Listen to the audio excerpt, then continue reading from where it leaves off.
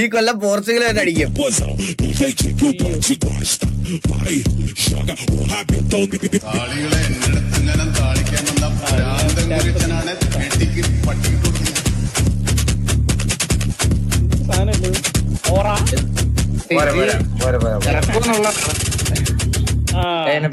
അതെ, സ്പോർട്സിനെ പറ്റി പറഞ്ഞപ്പോഴാണ്